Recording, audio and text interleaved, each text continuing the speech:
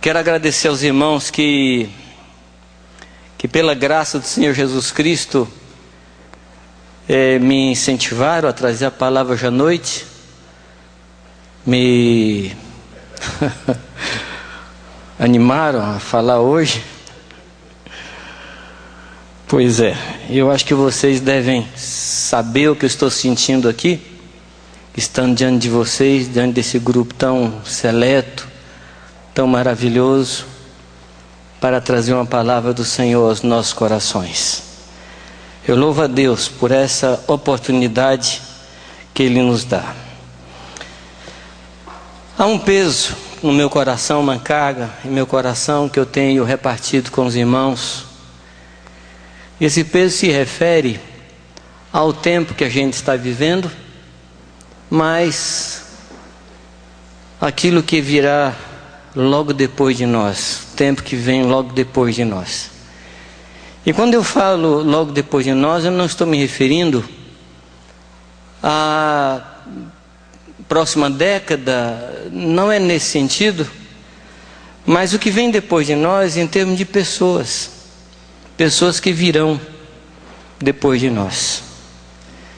Eu estava orando com um grupo aqui à frente, esse grupo de música, e coincidentemente, não sei se foi coincidência, mas eu era o mais velho ali entre eles. Eu acho que não é muito pensar em ser o mais velho, porque eu acho que sou mais velho do que muitos aqui. Mas olhar para esse pessoal que estava aqui à frente, e eu podia agradecer a Deus, porque se Deus me levar agora, e aqui sem nenhuma pretensão de estar fazendo qualquer trabalho bem feito, mas se Deus me levar agora, eu sei que a igreja estará sendo bem cuidada por essa gente nova que Deus está levantando. Eu louvo ao Senhor por isso. Eu estou muito impressionado pela quantidade de pessoas novas que estão no nosso meio, de gente nova, de gente que tem muita coisa pela frente, que está aqui cheia de desejo de fazer a vontade do Senhor. Eu louvo a Deus por isso. Eu quero ler com vocês um texto que está em João 15:16. É um texto que todos conhecemos assim sobejamente.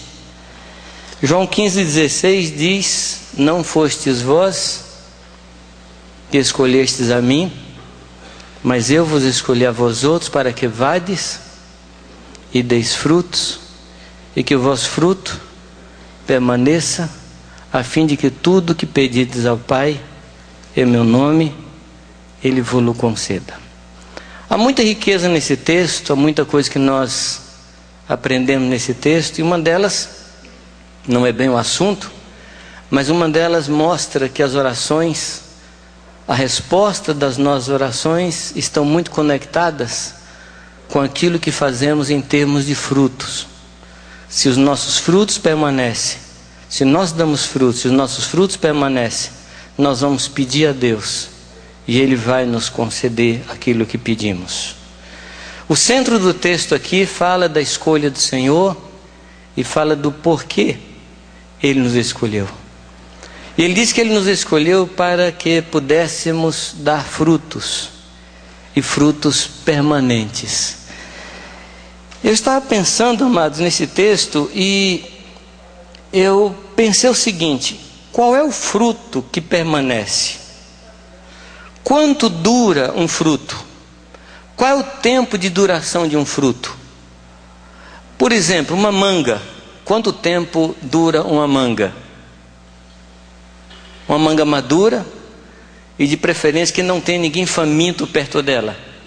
Uma manga, quanto tempo dura? Uma semana? Uma banana? Uma melancia? São poucos dias. Então, a conclusão que eu cheguei é que Jesus realmente não está falando de frutos nesse texto. Ele está falando de semente. Porque a única forma de um fruto permanecer é através da sua semente. Então, Deus quer que nós produzamos sementes. Deus quer que nós geremos sementes. E Mateus 13:38 diz que nós somos sementes do reino. Nós somos as sementes do reino.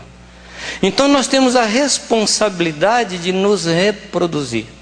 Nós temos a responsabilidade de produzir pessoas com a mesma graça, ou com mais graça, melhor dizendo, que nós temos recebido. A nossa geração não pode parar nela mesma. Eu tenho conhecido alguns irmãos, tenho conhecido alguns pastores, que quando morreram, as suas obras morreram com eles. As suas obras terminaram com eles, foram para a sepultura com eles, porque não pararam para prestar atenção nisso, não trabalharam para as gerações futuras, não trabalharam produzindo outras sementes. E amados, nós somos sementes. Jesus diz que nós somos sementes. Ele fala que se o grão de trigo caindo à terra não morrer, fica ele só. Então Deus tem um projeto para nós, Deus tem uma vontade para nós, Deus tem um querer para nós, e esse querer é que nós produzamos sementes, e muitas sementes, e sementes que permaneçam. Jesus orou, e orou pelos seus discípulos, e não somente pelos seus discípulos, mas por aqueles que viriam a crer através da palavra dos seus discípulos. Então nós precisamos levantar os nossos olhos, olhar além da nossa geração. Luiz Montanini, não sei se você trouxe a revista Impacto. Não trouxe, mas depois vocês podem falar com Luiz Montanini, que aí está. E eu gostaria que especialmente vocês lessem a revista dessa última edição, que fala muito disso, preparando uma nova geração. É assunto deste tempo. Nós precisamos cuidar da nova geração que está surgindo no nosso meio, prepará-la, incentivá-la, animá-la, enviá-la. Nós precisamos cuidar dessa geração. Quando eu olho para a vida de Jesus Cristo, o trabalho que ele fez com seus discípulos, dá para perceber claramente que Jesus passou por três posições, que Jesus tomou três posições muito claras em relação aos seus discípulos. No primeiro momento, ele diz: vinde após mim. Então ele seguia, e os discípulos o seguiam atrás, aprendendo, vendo como ele fazia, aprendendo com eles o fazer, o amar, o cuidar, o servir. No segundo momento, Jesus para, envia os 70 vão e voltam e dão relatório. Num terceiro momento, Jesus envia os discípulos e Jesus passa para trás, confirmando agora a palavra dos discípulos com os sinais que ele operava na medida que os discípulos caminhavam. Então é muito clara essa mudança de posição de Jesus. No primeiro momento, ele vai à frente ensinando. No segundo momento, ele envia para ensinar também e recebe os relatórios. Mas no terceiro momento, ele passa para trás e segue agora aos discípulos. No nosso meio, tem muitos irmãos que estão descobrindo o momento de mudar de posição, de ir mais para trás, de caminhar um pouco mais para trás e começar a enviar os mais novos a continuar a obra. Amados, a obra não pode terminar em nós. A obra de Deus é maior que nós. A obra de Deus tem que sobrepassar o nosso tempo e continuar pelas gerações futuras. Amém, amados? A obra de Deus não pode terminar em nossas vidas. Não tenha medo de passar. Não tenha medo de passar o bastão. Há um momento na história de Davi, e eu quero falar um pouco sobre Davi hoje aqui, mas há um momento na história dele, quando seus companheiros de vida chegam e ele está no leito, eles abençoam Davi com uma palavra muito interessante. Ele diz assim: que o reino do teu filho seja maior do que o teu reino, que a glória do teu filho seja maior que a tua glória. Amado, se Davi tivesse algum problema de baixa estima, porque morrendo, eles abençoam e falam de uma glória maior. Se Davi não tivesse isso resolvido no seu coração, ele diria: vocês estão me amaldiçoando? Mas, amados, ele compreendeu que toda a sua vida era para isso, para que a glória do seu filho fosse maior que a sua glória. Ele trabalhou para que o reino do seu filho fosse maior que o seu próprio reino. Quando Davi está preparando o seu filho, Ele tem uma noção muito clara, e ele diz assim: Deus me escolheu para assentar no trono eternamente. Isso está em 1 Crônicas 28, versículo 4, diz assim: o Senhor Deus de Israel escolheu-me de toda a casa de meu pai, para que eternamente fosse rei sobre Israel. Mas nós sabemos que Davi não viveu eternamente sentado no trono. Ele falava de uma descendência que viria. Ele falava disso, ele tinha uma visão profética muito clara. Mas ele trabalhou no seu filho, ele trabalhou em Salomão, para que essa profecia, para que essa palavra de Deus realmente se cumprisse. E ele diz: porque a Judá escolheu por soberano, e a casa de meu pai, na casa de Judá, e entre os filhos de meu pai, se agradou de mim, para me fazer reinar sobre todo Israel. Então ele tinha consciência do seu tempo, mas ele preparou seu filho para continuar, e que o trono durasse eternamente. Nós precisamos lançar bases para coisas eternas. Nós precisamos lançar bases para as vindouras gerações. Há um cântico que eu gosto muito, que diz: não encobriremos as vindouras gerações. Ah, se vocês pudessem cantar isso depois. Não encobriremos as vindouras gerações as maravilhas do meu Deus. Nós precisamos olhar para as vindouras gerações. Eu me vejo muitas vezes, amados, e vejo muitos de nós como numa corrida de revezamento. A corrida de revezamento, quem correu, quem praticou isso, sabe como é importante o momento de passar o bastão. Não sei quantos já correram revezamento aqui. Eu já corri, tá?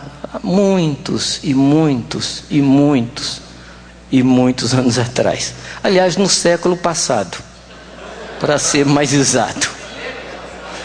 No milênio passado. O Azaf, você também, tá? Mas é extremamente importante saber passar. Como é importante saber segurar o bastão naquela hora. Não estou falando de sucessão. Eu não estou falando de um momento de ruptura para começar outro momento. Eu estou falando de uma transição. Quando nós, pela graça de Deus, aprendemos a preparar a próxima geração. Eu estou falando aqui aos de mais de 40, aos de mais de 50, mas estou falando também aos de mais de 20, porque você é semente, não importa a idade que você tem. Não importa a idade que você tem. Você tem que ter essa mentalidade de semente e já começar a se preparar para passar o bastão na hora de passar. Meu filho tem 14 anos, eu tenho um filho de 14 anos. Deus me deu por adoção. E eu estou preparando para que ele seja pai. Ah, mas ele não casou ainda. Não tem data para casar, mas estou preparando. Às vezes ele apronta alguma coisa. Está na fase de aprontar. Nesses dias atrás o irmão telefonou para mim. Diz: Jamê, como é que se cuida de adolescente? Eu falei: não sei, me pergunta daqui uns 10 anos. Porque eu estou no olho do furacão agora. Aí depois você me pergunta, eu vou te falar. Agora não sei dizer. Mas uma coisa que eu tenho feito com ele, quando ele apronta alguma, eu sento com ele e falo: filho, se fosse o seu filho fazendo isso, o que você faria agora com seu filho? E o que você fizer é o que eu vou fazer. Eu estou ensinando ele a ser pai. Porque desde pequeno nós precisamos ensinar os nossos filhos a serem pais. Porque esse é o nosso chamado. Nós somos chamados para gerar filhos, e muitos filhos, e filhos que permaneçam. Esse é o nosso chamado. Eu queria chamar a sua atenção para 2 capítulos aqui, do primeiro livro das Crônicas, capítulo 28 e capítulo 29. Esse texto é um momento de transição. Davi está preparando os seus companheiros e principalmente preparando o seu filho para o reinado, para que o substituísse, para que assentasse no trono e que o reino de Davi fosse eterno, e aquilo que ele faria seria eterno também. Então ele está preparando seu filho. Então esse texto, esses 2 capítulos, falam muito disso.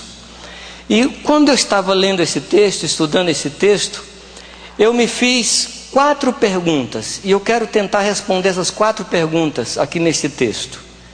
A primeira pergunta é: o que estou fazendo? O que estou fazendo?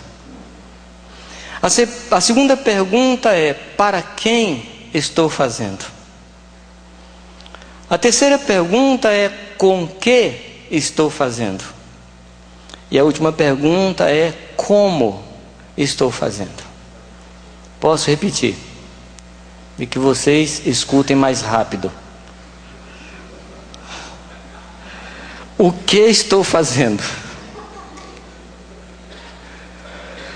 Para quem estou fazendo? Com que estou fazendo? E como estou fazendo? Na realidade, Davi falou essas coisas aqui para o seu filho. A conversa de Davi com seu filho girou ao redor dessas perguntas. É verdade que você não vai encontrar as perguntas no texto, mas você vai encontrar as respostas, porque esse foi o assunto. A primeira pergunta: o que estou fazendo? O que estamos fazendo?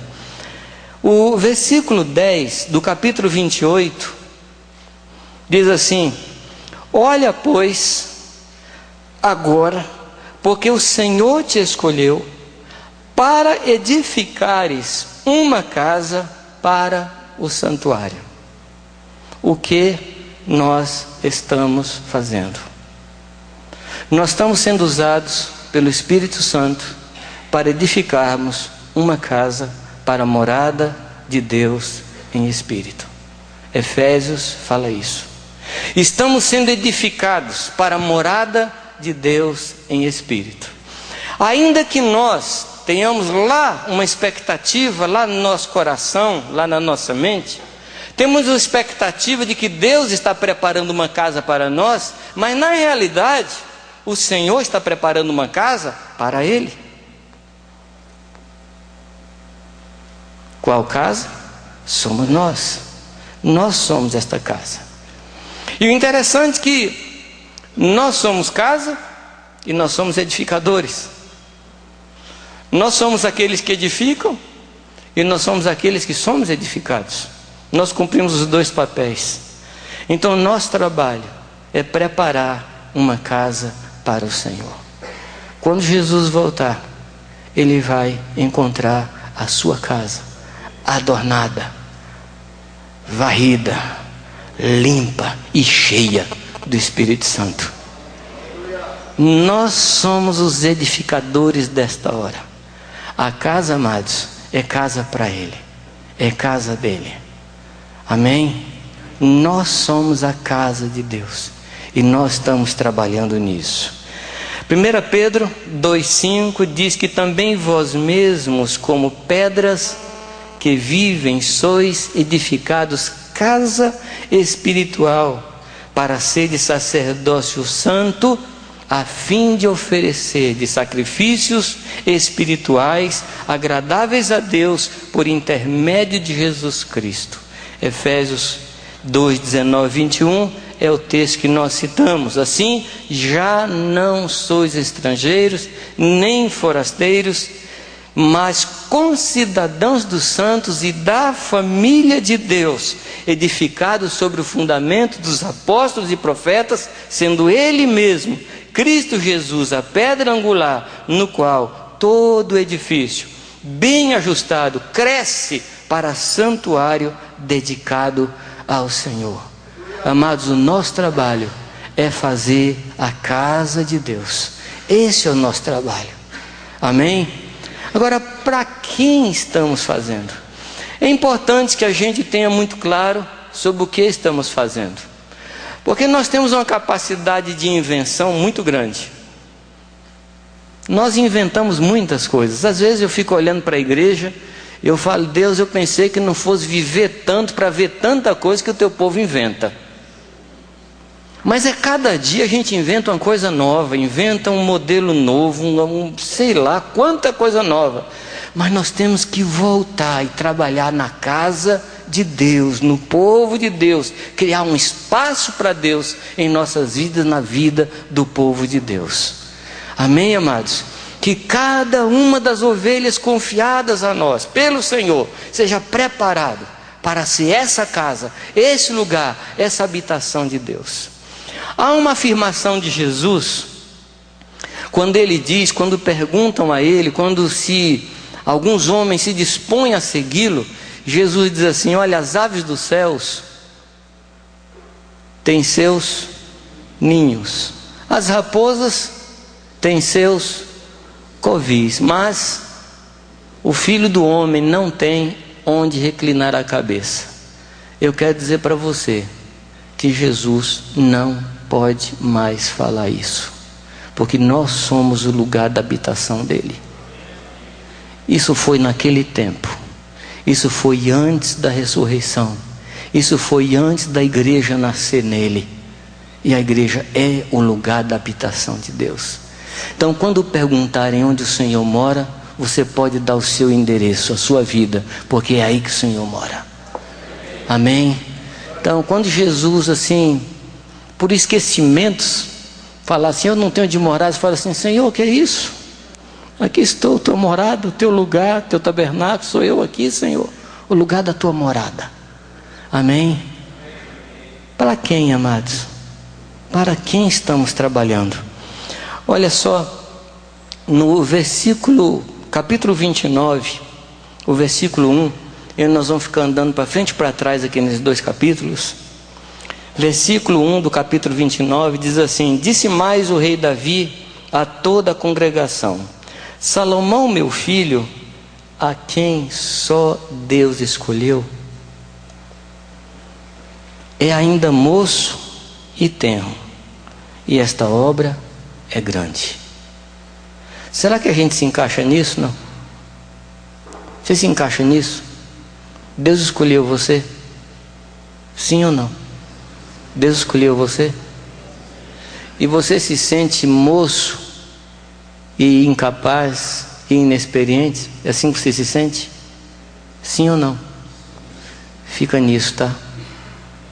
Por favor, fica nisso. Nunca se sinta capaz. Amém? Nunca se sinta capaz. No dia que você se sentir capaz, alguma coisa ruim vai acontecer. Isso aqui não é praga não, viu? É constatação.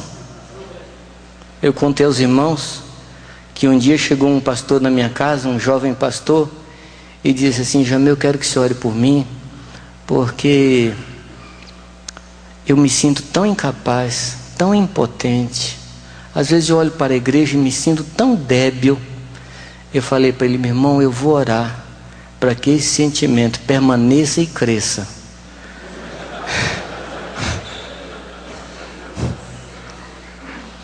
E vou lhe falar uma coisa: no dia que você se levantar de manhã sem esse sentimento, volta e vai deitar até passar a crise.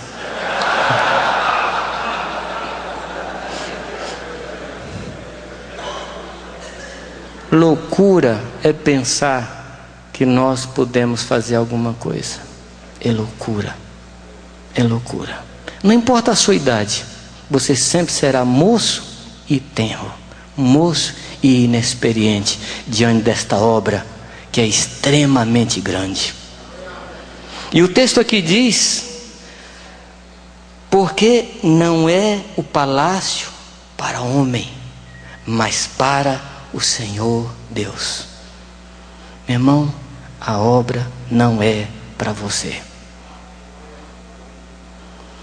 Desconfie da obra que exalta o nome do homem. Jesus Cristo veio glorificar o Pai. O Pai glorificou o Filho. O Espírito Santo se manifestou para glorificar Jesus. Não cabe na casa de Deus glória para qualquer um de nós. Não cabe. Quando você escutar assim: ministério fulano de tal, foge disso. Ministério fulano de tal, sai disso. Porque é palácio para homem, para Deus, e não é palácio para homem.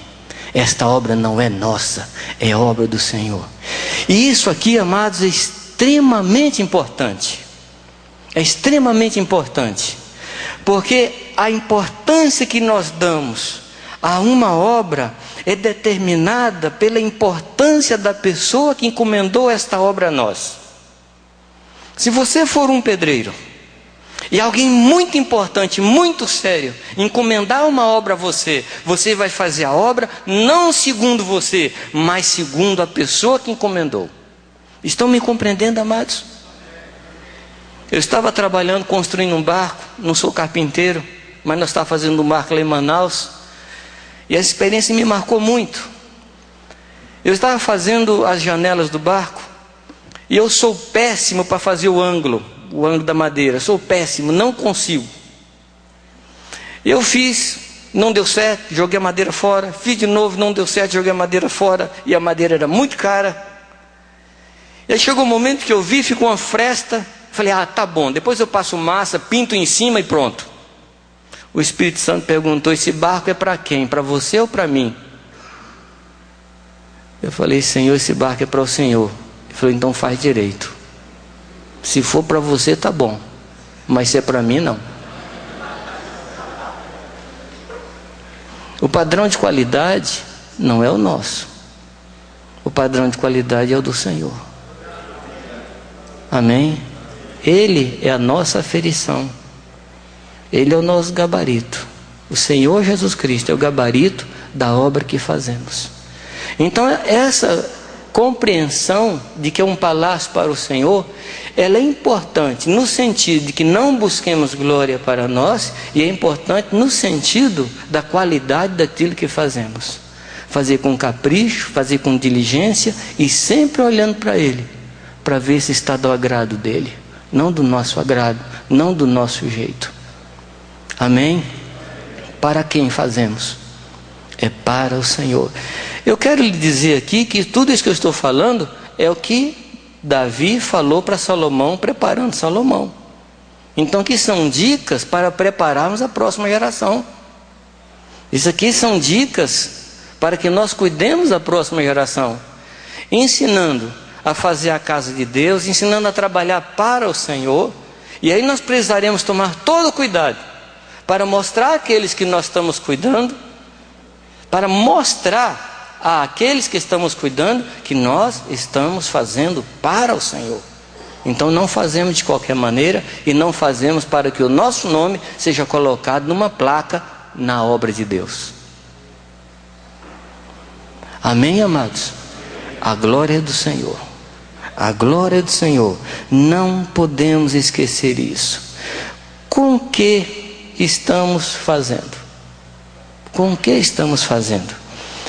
Capítulo 28, o versículo 21, diz assim: e eis que aí tens as turmas dos sacerdotes e dos levitas para todo o ministério da casa de Deus.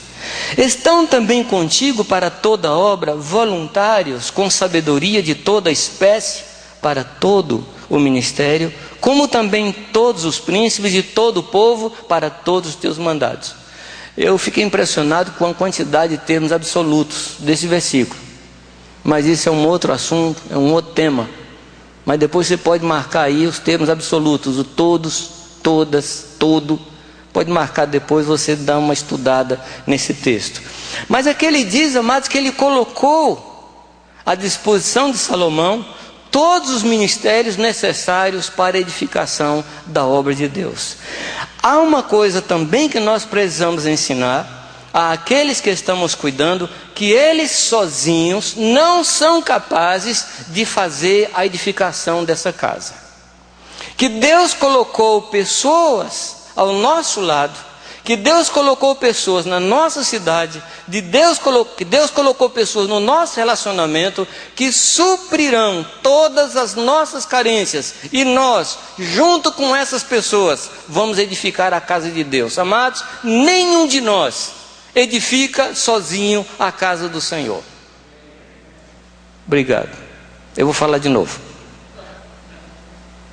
Nenhum de nós edifica sozinho a casa de Deus. Nenhum de nós. Às vezes eu fico pensando na cidade nas quais nós estamos, quanta falta faz do ministério daqueles outros irmãos que reúnem em outro lugar. Você já reparou? Quanta falta faz nos nossos ministérios, os ministérios de outros irmãos que estão na mesma cidade. Algo que eu tenho pensado, queridos, olhando para mim, olhando para os irmãos, é que todos nós somos desequilibrados.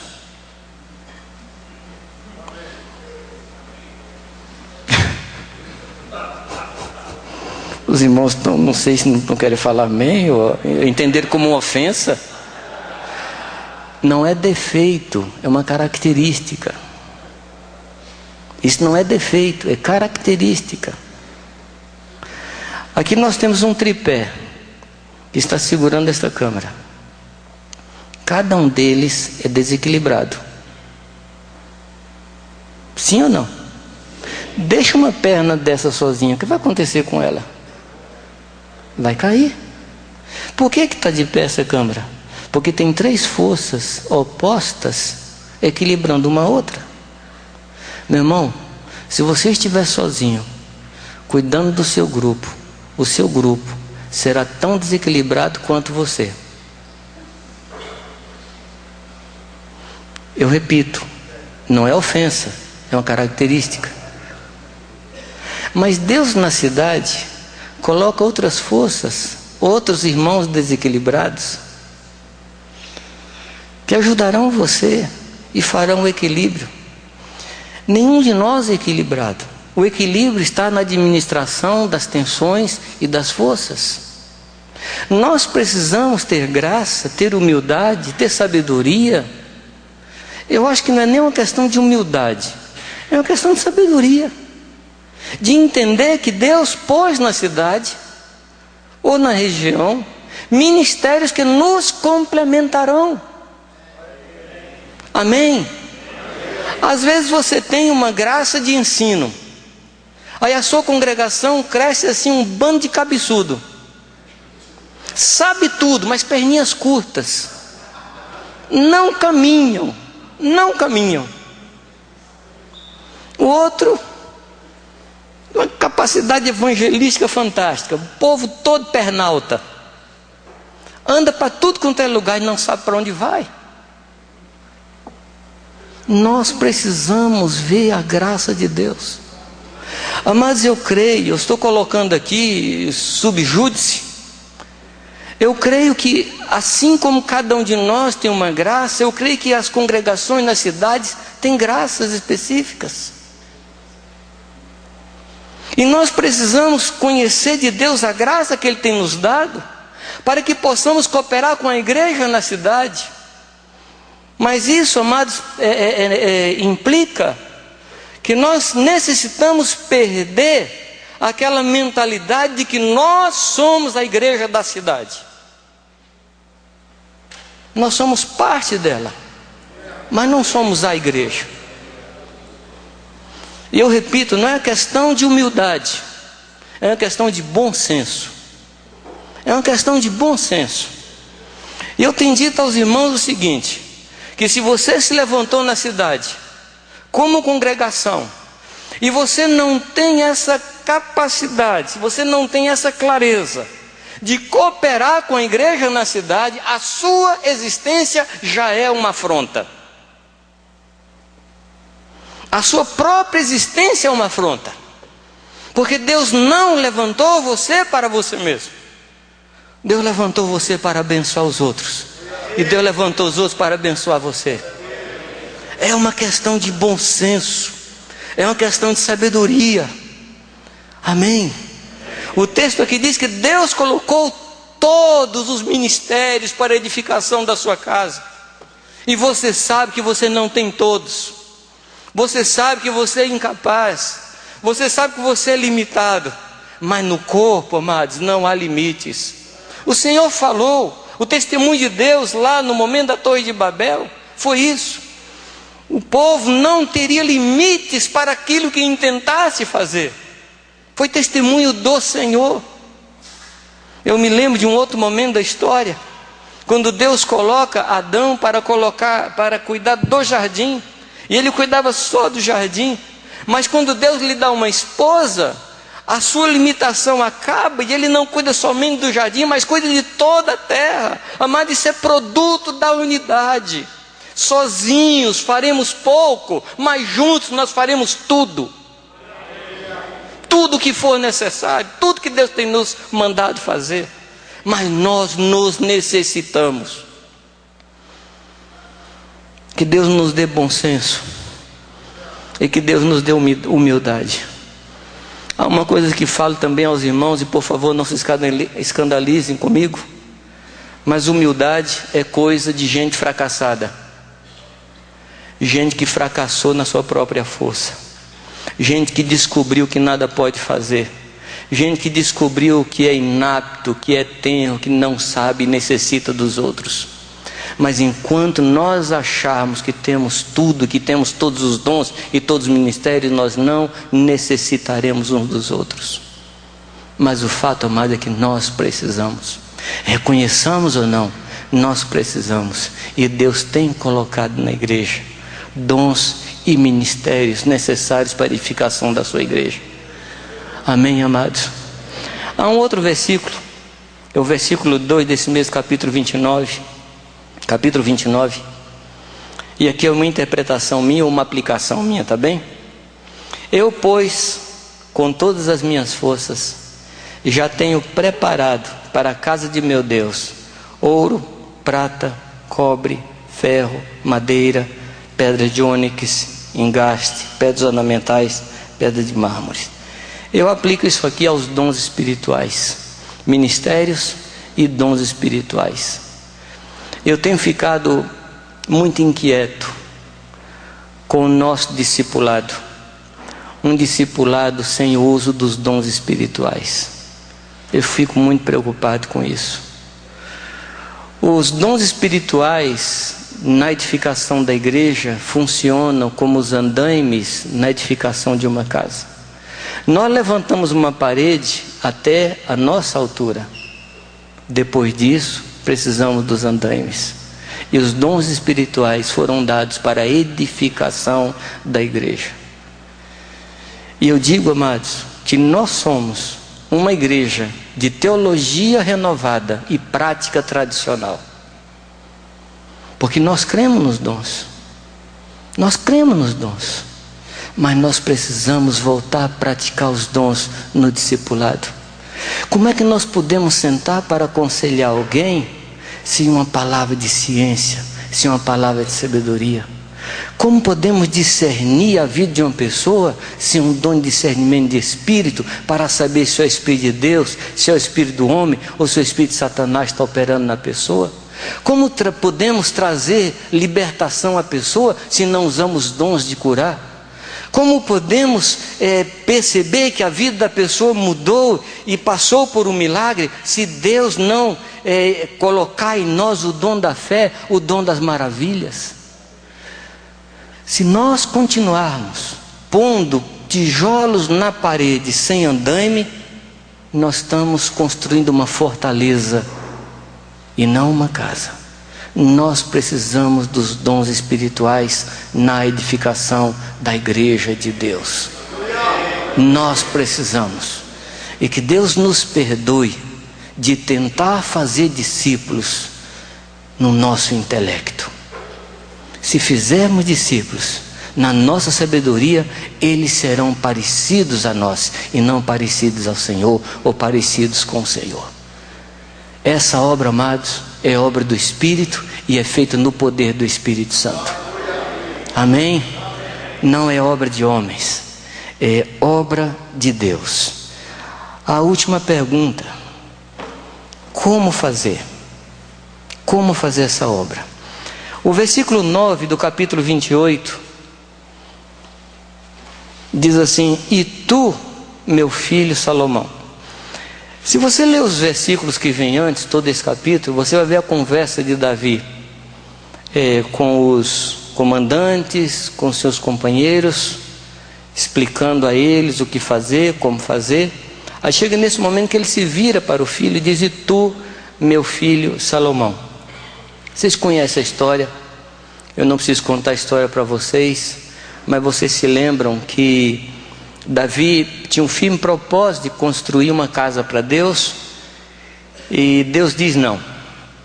Mas ao mesmo tempo que Deus diz não, Deus fala: eu vou lhe dar um filho, que nascerá do teu ventre, das tuas entranhas, e ele edificará uma casa para mim. E aqui vocês me permitam a imaginação. Davi comprou um campo, o campo de Araúna, o Jebuseu, e naquele lugar seria construída a casa, o templo, naquele lugar. E aqui que entra a minha imaginação, baseada nas observações que tenho feito aí nas vidas das pessoas da igreja que compram um terreno na pretensão de construir uma casa. E essa pessoa convida você para ver o terreno, e você vai lá com ela ver o terreno, e o que é que a pessoa lhe mostra no terreno? Mostra uma casa. Você não vê, mas ela vê. Olha, aqui é a sala, aqui é o quarto, aqui é a cozinha. Ele já vê as crianças brincando na casa. Você não vê nada, mas ele vê. É assim ou não? Então me permitam pensar na vida de Davi. À tardezinha, Davi tinha terminado de despachar com seus comandantes, tomava o seu menino, saía com ele, levava lá no terreno e falava assim: filho, aqui vai ser a casa, vai ser assim, vai ser assim. E assim, sempre infundindo, colocando no coração daquele menino essa paixão. Por que eu cheguei a essa conclusão? Se você ouvir ou ler a oração de Salomão mais tarde, na consagração da casa, se o texto não falasse que era Salomão orando, você poderia jurar que era Davi orando. Davi conseguiu transmitir para o seu filho uma forte paixão pela casa do Senhor. Aquele espírito de entrega, aquele espírito de sacrifício, ele conseguiu passar para o seu filho de tal forma que depois que Salomão ofereceu tudo, ele fez um altar de bronze e ele subiu em cima, arriscando-se a ser aceito pelo Senhor e a ser queimado por Deus. Davi conseguiu passar para o seu filho essa paixão pelas coisas do Senhor. Amados, isso é discipulado. Isso é discipulado. Quando você consegue transmitir paixão, não métodos, não dogmas, mas paixão. Paixão pelo Senhor, paixão pela casa de Deus, paixão pelo povo de Deus. Ah, como nós estamos precisando disso. Renovar a nossa paixão. Renovar a nossa paixão. Como nós estamos precisando. E eu creio, amados, que o discipulado vai mudar completamente. Amém? E aí chega nesse momento, ele fala: e tu, meu filho, Salomão, conhece o Deus de teu pai e serve-o com o coração perfeito. Aqui está o primeiro requisito para edificar a casa do Senhor: conhecer a Deus. Conhecer a Deus. Antigamente, em Belo Horizonte, eu não sei se ainda havia uma empresa de arquitetura muito especializada, e quando a pessoa chegava ali para pedir o desenho de uma casa, um ou dois arquitetos daquela empresa iam para a casa da pessoa que encomendou e ficava ali 1, 2, 3, 4 dias observando a pessoa, vendo o jeito da pessoa, como ela vivia, como ela andava na casa, vendo os gostos da pessoa. Terminava, ele voltava para o seu escritório e desenhava uma casa segundo aquilo que ele havia conhecido na pessoa. Se você quiser edificar a casa de Deus, você precisa conhecer ao Senhor. É impossível fazer a obra de Deus se nós não conhecermos a Ele. Primeiro requisito: conhece ao Senhor teu Deus e faz a obra.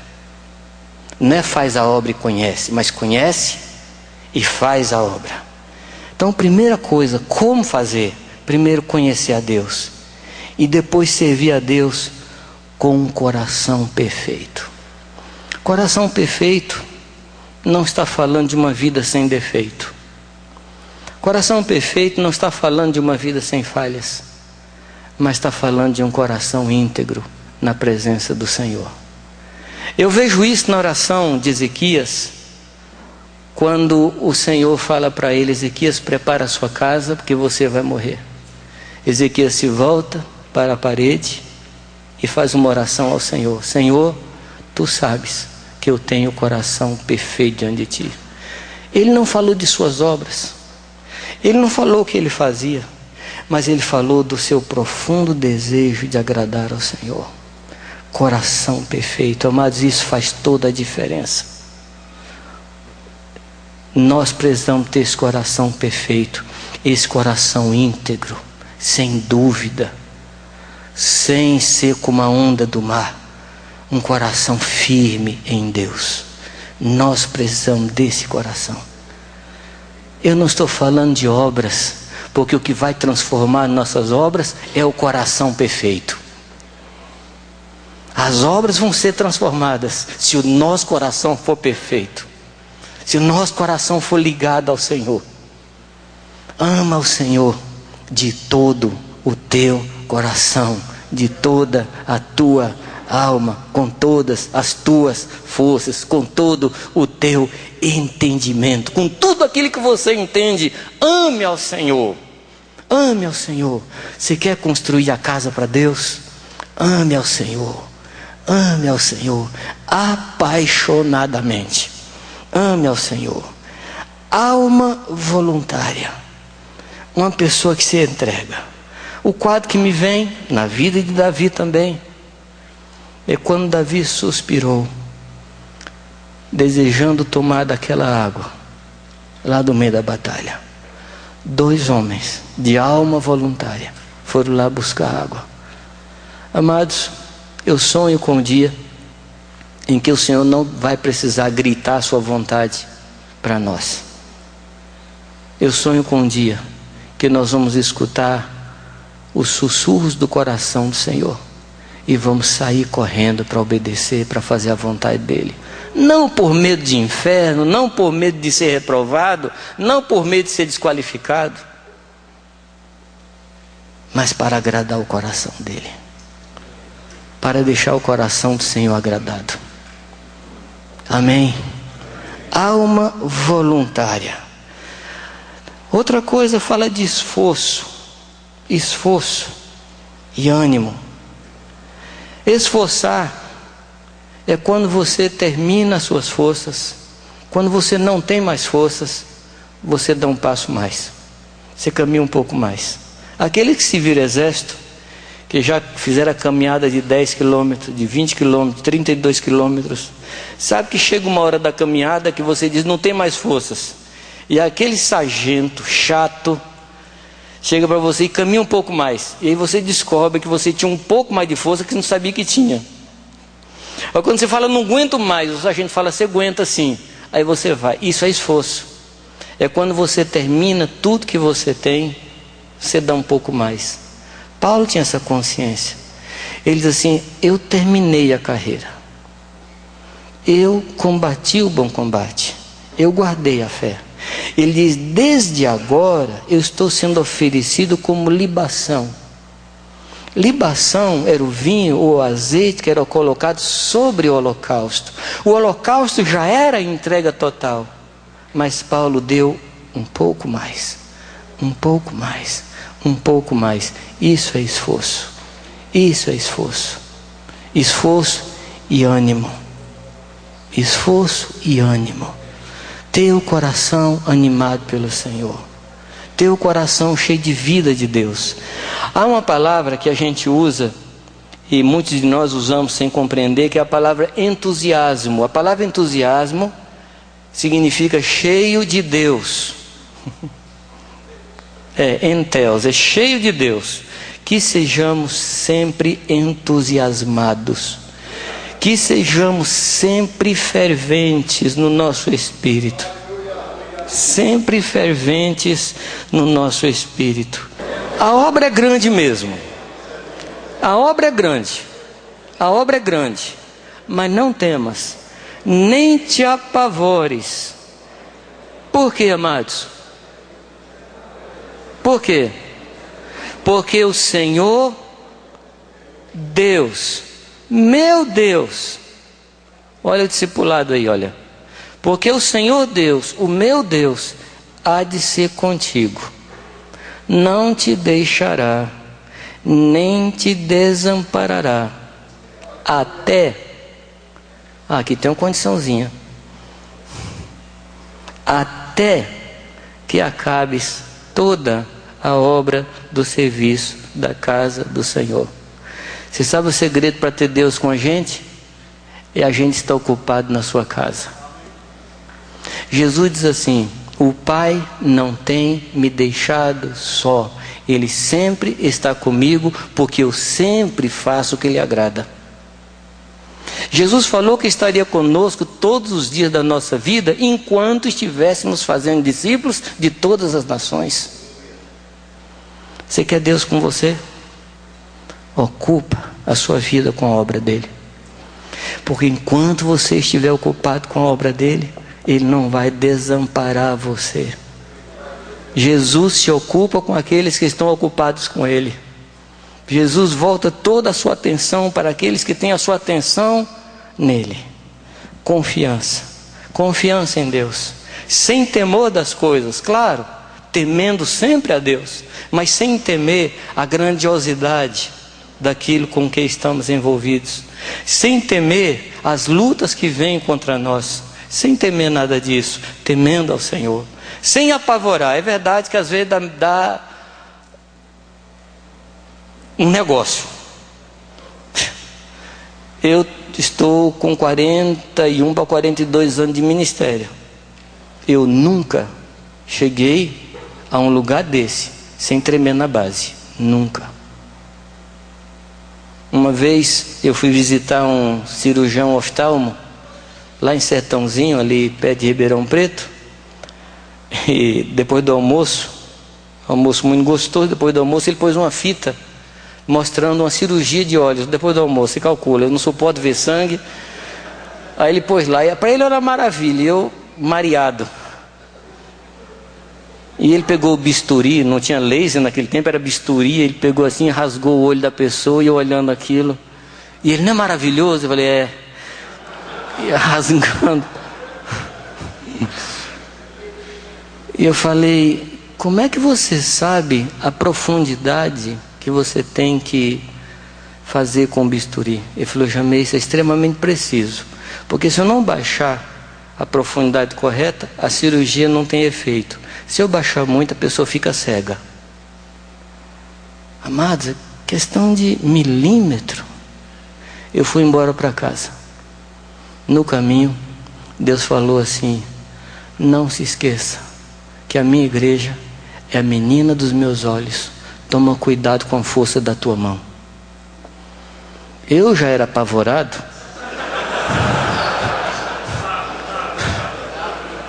Meu Jesus. Chegar aqui e falar para vocês: meu Senhor, a menina dos olhos de Deus. Mas Deus fala comigo assim: não te apavores. E eu estava ali no meu canto, muito apavorado. Aí o Cristian saiu daqui, foi lá, foi lá, e orou para mim e falou: não temas. Eu falei: mediante tua palavra, vou lançar a rede. Eu estava apavorado. Mas Jamei não está tão velho. Pois é, amados, quanto mais velho, mais débil.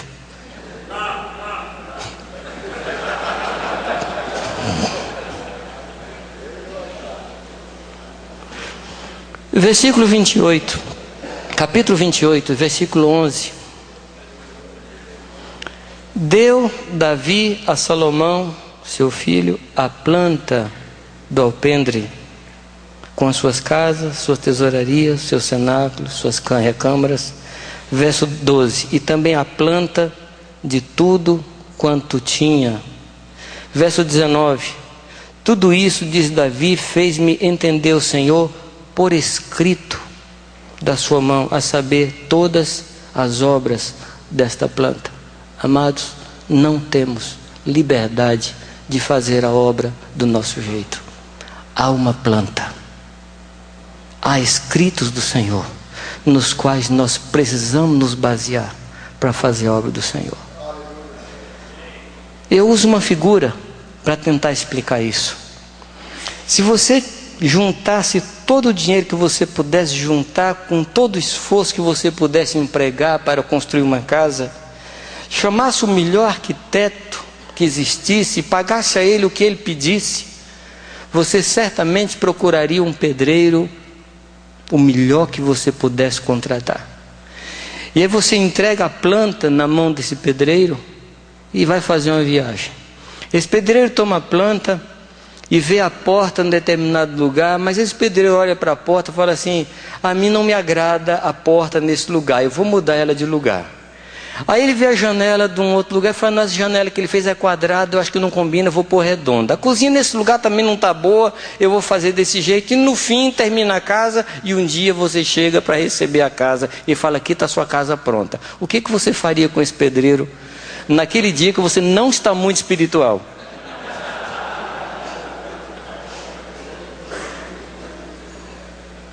Eu tive algumas experiências com pedreiros maravilhosas. Me levaram muito à oração. O que você faria com esse pedreiro?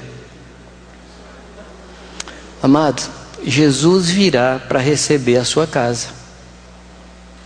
O que é que nós vamos entregar para Ele? Há uma planta, amados. Há uma planta. E a planta não é necessariamente esse livro escrito. A planta é uma planta viva, que se chama Senhor Jesus. É nele que tem que se basear o nosso discipulado, o nosso pastorado, o nosso cuidado das vidas. Ele é a planta. E nele nós temos que nos espelhar. E quando o Senhor Jesus Cristo vier, Ele vai encontrar a casa do jeito dele e não do nosso jeito. Alguém disse que há duas formas, dois jeitos de fazer uma coisa. Só dois jeitos. O jeito certo e o jeito errado. Só tem esses dois jeitos. Ou você faz do jeito certo, ou você faz do jeito errado. E o jeito certo é o jeito do Senhor Jesus Cristo. Esse é o jeito certo. Nós não temos liberdade de mudar a planta. Não temos liberdade. A última coisa que eu quero lhe dizer. Nós estamos falando do como fazer. O versículo 3 do capítulo 29 diz assim: e ainda, porque tenho afeto à casa de meu Deus. Tem outras versões aí? Fala de devoção, que mais? Tenho amor à casa de Deus. E porque tenho amor, tenho devoção, tenho afeto à casa de meu Deus, o ouro e a prata particular que tenho, eu dou para a casa de meu Deus, afora tudo quanto tenho preparado para a casa do santuário. Davi aqui está falando que ele deu de duas maneiras. Ele preparou a madeira, preparou o ouro, preparou a prata, que dizia respeito ao seu reinado, que dizia respeito à sua vida como rei. Mas ele fala que o afeto que ele tinha o levou a dar não somente aquelas coisas que ele dava como rei, mas ele deu aquelas coisas particulares que ele estava reservando para si mesmo. O afeto nos leva a servir ao povo de Deus com paixão, com dedicação maior do que aquele serviço que fazemos profissionalmente. Quando a gente lê João 10, você vai perceber alguns personagens em João 10.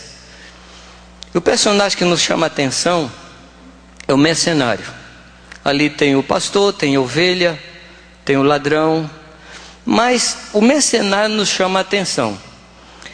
E quando a gente pensa em mercenário, automaticamente a gente pensa em algo negativo. Ele já é algo pejorativo.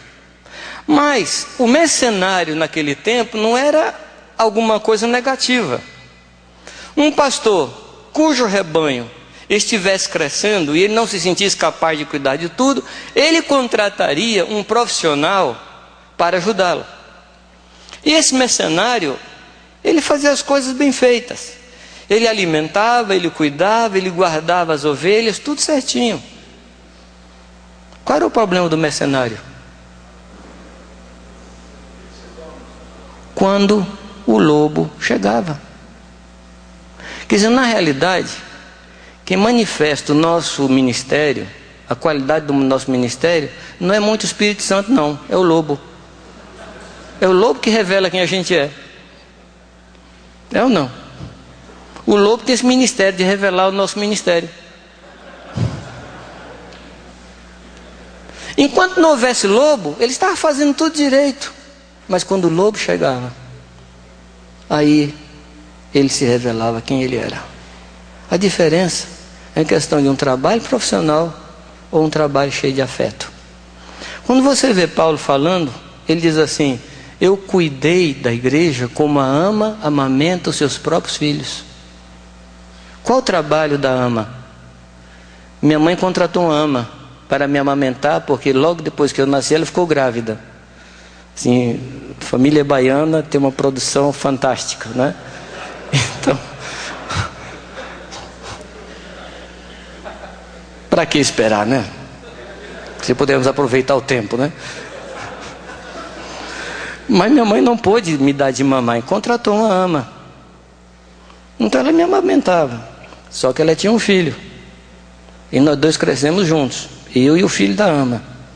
É claro que ela tratava o seu filho diferente do que me tratava. E Paulo está dizendo que ele cuidava do povo dele, como a ama cuida dos seus próprios filhos. Como é que nós cuidamos do povo de Deus? Como amas ou como mães? Podemos fazer um trabalho profissional muito bem feito, mas quando o lobo vem se manifestando na vida dos discípulos em termos de problema, ou uma rebelião, ou uma dificuldade, o lobo sempre se manifesta. A nossa reação manifesta o que nós somos. Que Deus nos ajude e que Deus enche o nosso coração de profundo afeto pela casa de Deus. A obra de Deus, amados, é feita de entranháveis afetos de misericórdia. Me impressiona a carta aos Filipenses. Uma carta com 4 capítulos e fala cerca de 60 vezes de sentimentos. Próximo de 60 vezes de sentimentos. É uma carta que mostra uma paixão de Paulo com os outros. No capítulo 2, ele fala que nós devemos ter o mesmo sentimento de Cristo Jesus, explica quem era Jesus, mas depois ele vai mostrando a respeito da relação dele com Timóteo, com Epafrodito. E ele, é uma confusão louca aquele texto, que ele diz assim: eu mandei Epafrodito para vocês porque ele ficou sabendo que vocês ficaram preocupados, que ele estava doente, ele ficou preocupado com a preocupação de vocês e foi aí para ajudar vocês. Na realidade ele estava doente mesmo, ele adoeceu, mas Deus curou ele, mas não por causa dele, curou a mim para que eu não fosse consumido por excessiva tristeza. Você percebe que confusão de sentimentos entranhados entre eles? Essa é a igreja de Deus. Essa é a igreja de Deus. Uma igreja construída em cima de afetos. Não profissionalismo, mas afeição. A palavra fala que nos últimos dias os homens não teriam sequer afeição natural. Eu percebo hoje como as pessoas são frias. Passa no acidente, e se o acidente não tem sangue, fala assim: ah, bobagem, não teve nem sangue. E eu fico pensando nas notícias dos jornais: avião caiu em tal lugar, morreram 70 pessoas, e o Fluminense jogou. Futebol misturado com luto, com perda. O mundo está fazendo um trabalho em nós de insensibilidade. Perdemos uma pessoa na igreja, uma pessoa se afasta, e a gente diz assim: ah, foi embora aquele, mas nós temos mais aqui entre nós, né? Falta de afeto, falta de paixão. Jesus chamou Judas no último momento de amigo, e aquilo, amados, não foi uma forma de falar, era o que ele sentia por Judas. Que Deus nos encha de afeto, para que não sejamos econômicos, para que não nos reservemos, para que possamos entregar as coisas particulares que temos, a nossa vida, o nosso coração, até as últimas consequências, pela igreja de Deus, pelo povo do Senhor. Somos chamados para edificar a próxima geração. Como estamos edificando? O que estamos fazendo com a próxima geração? E eu não estou falando dos que têm a minha idade. Eu estou falando dos que têm 50, 40, 30. Você é responsável com a sua próxima geração. Faça bem. Faça um trabalho bem feito. Glorifique o nome do Senhor. Deixa Deus ser glorificado na sua vida. Amém. Que Deus abençoe sua vida. Que Deus abençoe as nossas vidas. tvcmc.com.br